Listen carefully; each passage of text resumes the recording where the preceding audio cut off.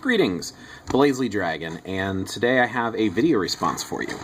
And my video response is for SV Westgard. SV Westgard says, "Can you please make a video on your thoughts about Aleister Crowley? If you don't know who he is, then please do some research and share your thoughts on him. Thank you." Well, Aleister Crowley, or Aleister Crowley, depending on how you want to pronounce it, I don't know a whole lot about him, but I do know a little bit.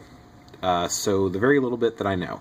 This is not fact, this is not 100%, this is just what I remember from reading and some of the research that I've done.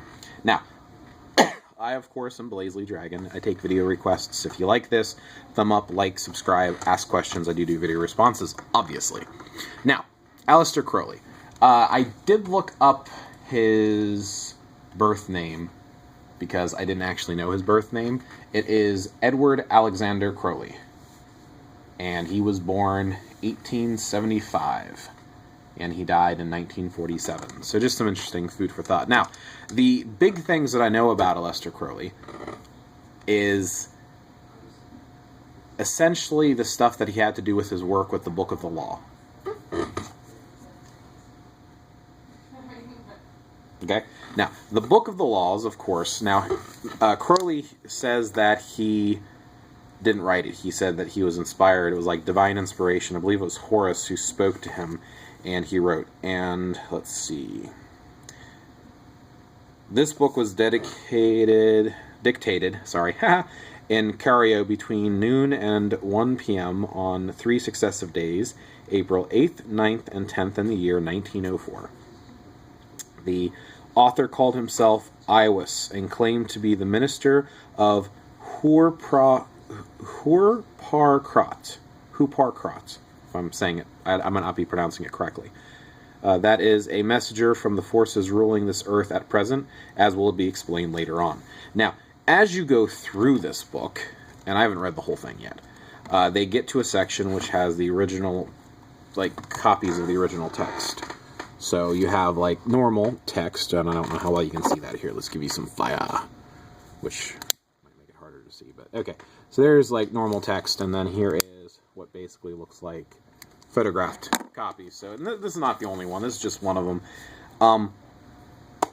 The Book of the Law, I know one of the big quotes in here is,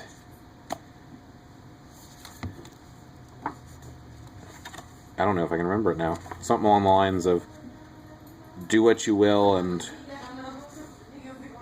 harm none shall be the whole of the law," or something along those lines. Erg. See, that's why it's good to remember stuff or bookmark before you start making videos. But there it is. The book lays down a simple code of conduct. Do what thou wilt shall be the whole of the law. There it is. Love is the law, love under will. There is no law beyond do what thou wilt. Okay. Close. Very close. So that's the big thing, and this is, from what I understand, the start of what is known as Thelema, or Thelema, however you want to pronounce it. It's like Thelema. Like I said, I don't know if I know how to pronounce it correctly, because I know of Aleister Crowley. I'm not, like, an expert on him by any means. The other thing that I know about him, he is the one who invented... Oh, look, my hair sticking out. No, he didn't invent my hair. Ha! He is the one who invented the spelling for magic by adding the K on the end. And the reason he did this, from what I understand, there's supposed to be two reasons that he did this. The first reason is he wanted to distinguish it from stage magic, or as we know it as, illusion. Of, you know, the whole sleight of hand thing, where you take an object and you make it vanish and things like that. He wanted to distinguish it from that, so he decided to add the K onto it. The other thing I'd heard is it had something to do with having it more geometrically correct, mathematically correct, to where it's like 3 and 3. So instead of being 5 letters, it's 6 letters, so you have 3 and 3. And of course 3 is a very powerful number for anyone who does anything with occult type of mysticism, things like that. He was referred to as the Beast. The number 666 is often associated with him. He was born in England. He had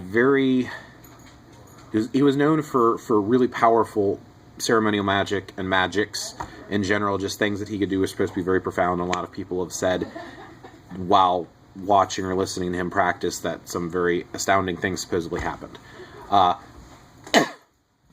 Like I said, the Book of the Law is probably what he's best known for, at least I know him best for.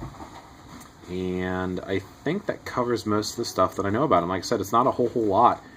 I know that we, like I said, do owe him, at least for the use of magic with the K on the end, which I don't always put the K on the end. And the reason I do that is because I feel like everything is magic, but that's getting off the topic of who he is. So there you go. There's, oh yeah, that was the other thing I was going to mention. I just turned to my screen and I had the Thelma opened, and they have the Hermetic Order of the Golden Dawn. The other thing that apparently he's very well known for is, of course, the Hermetic Order of the Golden Dawn. The Hermetic Order were mages. They were the Hermetic Order of mages, and most are associated with the Hermetic Order.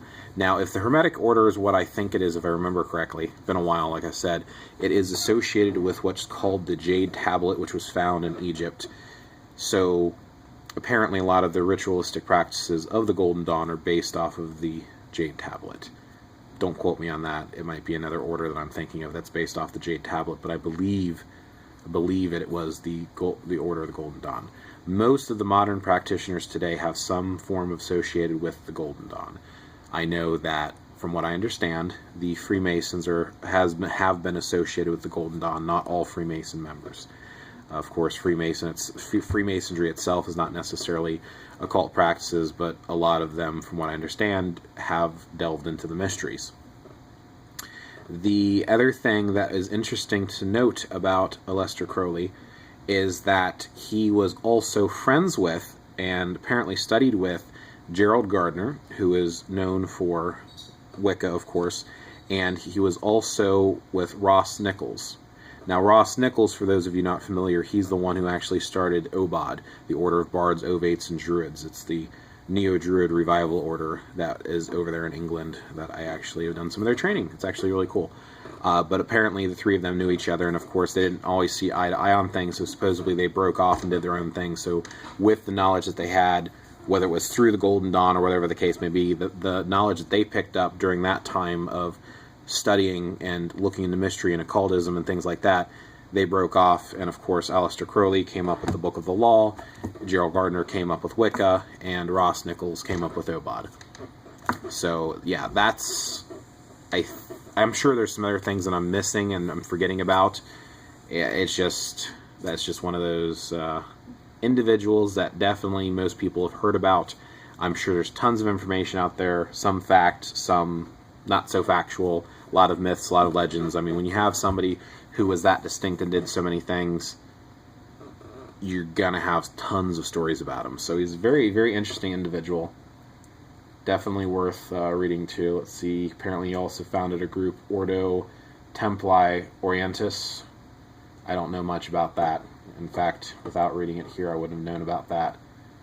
So, oh, it actually includes some individuals that he actually was associated with. Oh, that's a pretty cool page. I should have read this before I made the video. But apparently he's had associations with Grant Morrison, Bruce Dickinson, Marilyn Manson, Cope Nia, if I'm pronouncing that right, Alan Moore, I've heard of Moore, Kenneth Grant, Kenneth Anger, Jack Parsons, Gerald Gardner, Robert Anton Wilson, Timothy Leary, Jimmy Page, Raoul Sexus, and to some degree Austin Osmond Spare.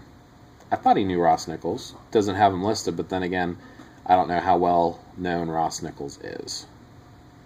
Yeah, so there's definitely some good stuff to read on, so I would do more and further research beyond this video. That's just my thoughts. I think a lot of people have got misconceptions about him, and a lot of people are freaked out about him and think he was evil and things like that. No, he was an occultist. He was a magical practitioner. In some ways, he may have been a genius, and there's definitely a lot to learn from some of the things that he did and researched, and some of the things that he brought into the mainstream and out for the rest of us to know. So he's definitely someone that I feel is worth researching and learning more about. So this is BlazeLeeDragon. Thank you for watching. Hopefully, I think SV Westgard. Hopefully that answers your question. Enjoy.